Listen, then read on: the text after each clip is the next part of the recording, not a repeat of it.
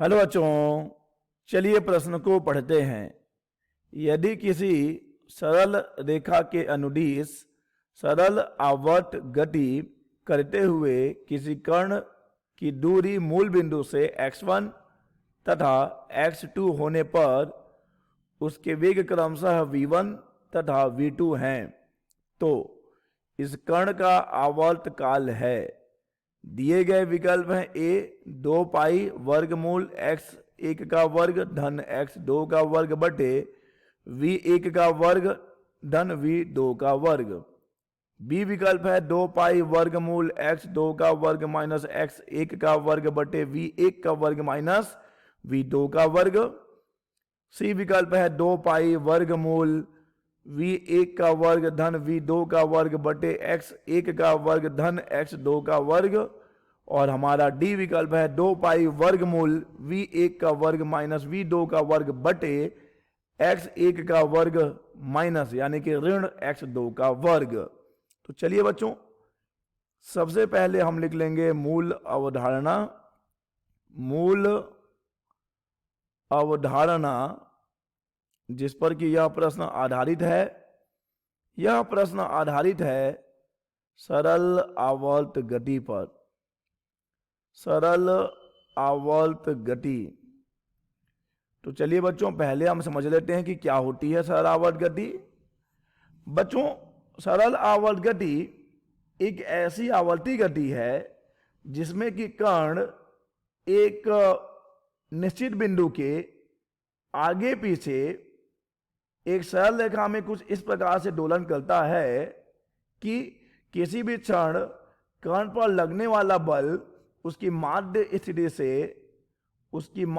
स्थिति से विस्थापन के समानुपाती और उसके विपरीत सदैव किधर माध्य स्थिति की ओर कार्य करता है।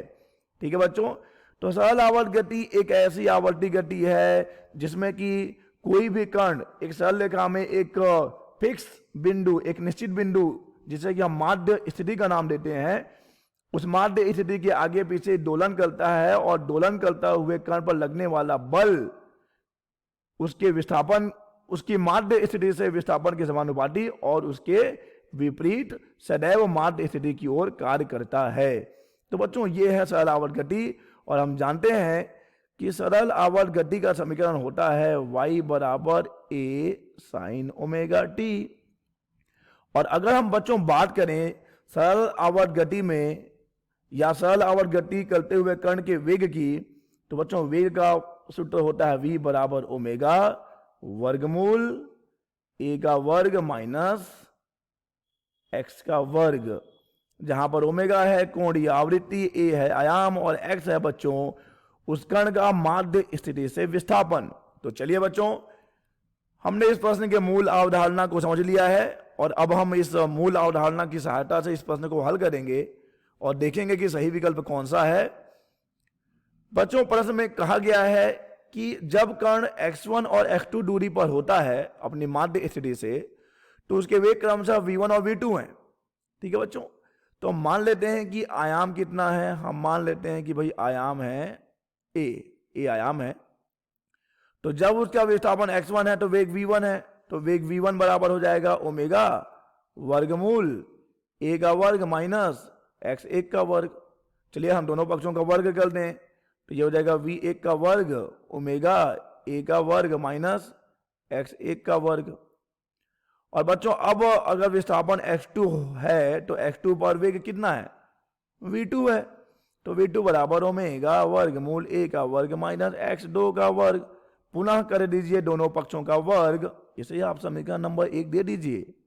v2 बराबर हो जाएगा, तो ये हो जाएगा v2 का वर्ग बराबर ओमेगा का वर्ग, बच्चों यहां भी होना था और ओमेगा का वर्ग यहां भी होगा, a का वर्ग माइनस x2 का वर्ग। ये रहा बच्चों समीकरण नंबर 2। अब बच्चों हमें निकालना है भाई आवर्त काल।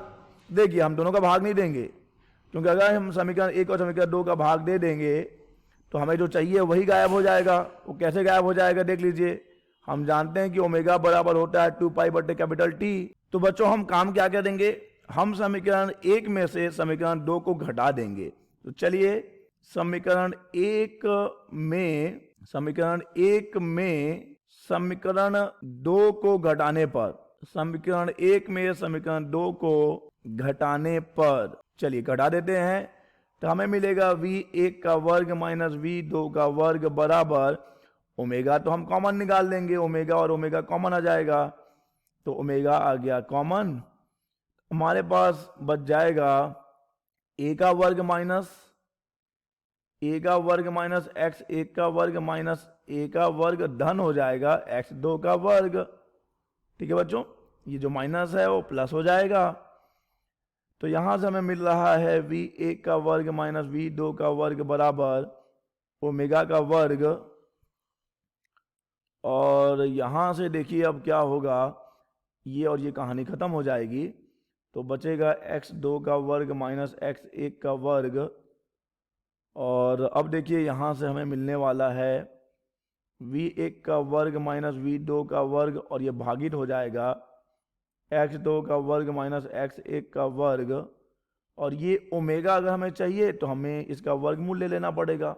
ठीक है बच्चों, और ओमेगा का मान हम जानते हैं 2 पाई बटे कैपिटल टी होगा, तो ओमेगा बराबर 2 पाई बटे कैपिटल टी।